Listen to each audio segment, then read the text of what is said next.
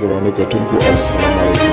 زه محمد سلمان همدرد د حق غږ پښتو چینل خبري لنډیز کې ستاسو کوربه او ستاسو په امر اړوند د مهمو خبرونو لنډیز. په کندهار ښار کې د بایپاس سړک چې دغه ولایت د اوسېدونکو لپاره یوه حیاتي پروژه ده، دغه ونې چارې یې اویا سلنه پای ته رسېدلي او په راتلونکي یوه نیمه میاشت کې به ګټې اخیستنې ته وسپارل شي.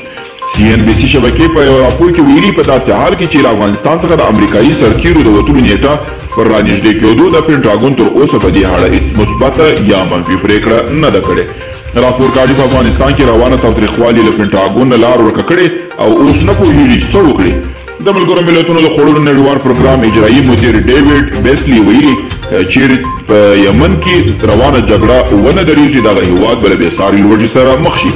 بیسلي زیاته کړې چې یمن له تر ټولو ناوړه بشري ناورین سره مخ دی او د ولسمشر د ملي امنیت سلاکار حمدالله محب تېر ورځ په کابل کې یوې خبري ناستې ته ویلي چې افغان دولت په مسکو او انقره کې د سولې په تړاو جوړېدونکې ناستې کې ګډون وکړي. محب دغه راز زیاته کړې چې طالبان د تاوتریخوالي په دوام سره ښیي چې سولې ته اراده نه لري.